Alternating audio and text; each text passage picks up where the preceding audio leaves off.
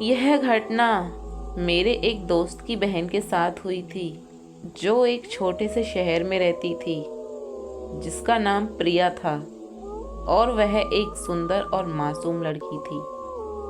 वह अपने परिवार के साथ एक पुराने मकान में रहती थी, जो शहर के बाहरी इलाके में स्थित था। प्रिया को अक्सर रात में सोने में परेशानी होती थी, क्योंकि वह हमेशा कोई न कोई अजीब आवाज़ सुनती थी। वह आवाज़ें इतनी तेज नहीं थीं कि वह उन्हें सुन सके, लेकिन वह महसूस कर सकती थी कि कोई उसके कमरे में है। यानी कि जो हम प्रेत आत्माओं को महसूस कर सकते हैं, उन्हें हम कभी देख नहीं सकते। वो अक्सर आपके आसपास ही घूमती रहती हैं।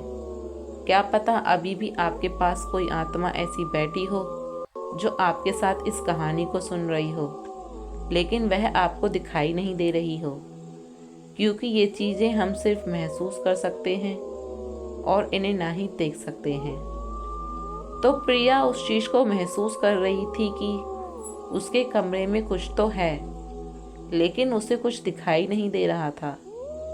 उसने अपने माता पिता को बताया, लेकिन उन्होंने उसे समझाया कि यह सिर्फ उसकी कल्पना है, ऐसा वैसा कुछ नहीं है और प्रेत आत्माओं जैसा कुछ नहीं होता। अब एक रात प्रिया को अचानक से एक अजीब सी भावना होती है। वह महसूस कर रही थी कि कोई उसके पीछे खड़ा है। उसने पीछे मुड़कर देखा, लेकिन वहाँ कोई नहीं था। वह डर गई और अपने बिस्तर पर बैठ गई। तभी उसने एक अजीब सी आवाज़ सुनी जो उसके कानों में गूंज रही थी। वह आवाज़ इतनी तेज थी कि वह उसे सुन सकती थी। प्रिया ने अपने माता पिता को फिर से बताया, लेकिन उन्होंने फिर से समझाया कि यह सिर्फ उसकी कल्पना है। लेकिन प्रिया जानती थी कि यह सच है। वह आवाज़ें और भी तेज होने लगीं और प्रिया को महसूस होने लगा कि उसके साथ कोई खेल रहा है। यानी कि प्रिया को अब पक्का यकीन हो चुका था कि कुछ तो उसकी ज़िंदगी में घट रहा है, जो कि उसको दिखाई भी दे रहा है और महसूस भी हो रहा है। बस प्रिया के माँ बाप इस बात को मान नहीं रहे थे। एक दिन प्रिया की माँ ने एक पंडित जी को बुलाया, जो शहर के एक प्रसिद्ध पंडित थे। पंडित जी ने प्रिया के घर में आकर एक पूजा की और प्रिया को एक तावीज़ दिया। उन्होंने प्रिया को बताया कि यह तावीज़ उसे भूतों से बचाएगा। लेकिन प्रिया को आवाज़ें अभी भी सुनाई दे रही थीं। वह आवाज़ें इतनी तेज हो गईं कि प्रिया को सुनने में परेशानी होने लगी। वह आवाज़ें इतनी तेज थी कि प्रिया के माता पिता भी अब उन्हें सुन सकते थे। पंडित जी ने फिर से प्रिया के घर में आकर एक पूजा की और प्रिया को बताया कि यह भूत एक पुराने आदमी का है, जो इस मकान में रहता था।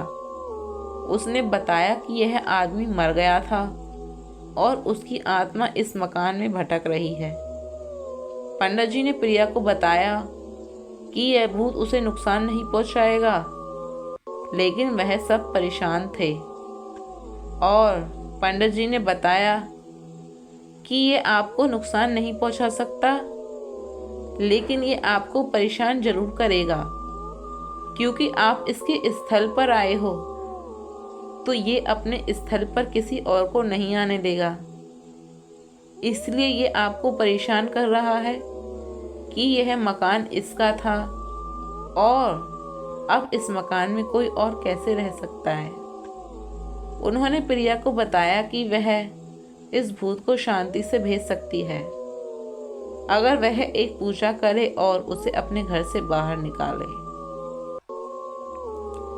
प्रिया पंडित जी की बात को मान लेती है और पूजा करने के लिए चल देती है। तभी अचानक ऐसा होता है कि उस भूत को पता नहीं क्या हो जाता है और वो प्रिया के अंदर वास कर लेता है। जैसे ही वो भूत प्रिया के अंदर वास करता है, पंडित जी और उसके माता पिता हक्के बक्के रह जाते हैं। वे देखते हैं कि हमारी बच्ची के अंदर ये क्या हो रहा है, क्योंकि अब प्रिया एक सामान्य लड़की नहीं थी। वो इतनी अजीब अजीब हरकतें कर रही थी जैसे कि किसी इंसान के अंदर भूत होता है वो करता है। यानी कि अब वह अपने बाल बखेर रही थी और एक अजीब सी हंसी उसके चेहरे पर थी। अजीब सी हंसी, यानी कि जैसे किसी ने उसे घेरा हुआ है। पंडित जी अपने पूरे मंत्रों से और जोरदार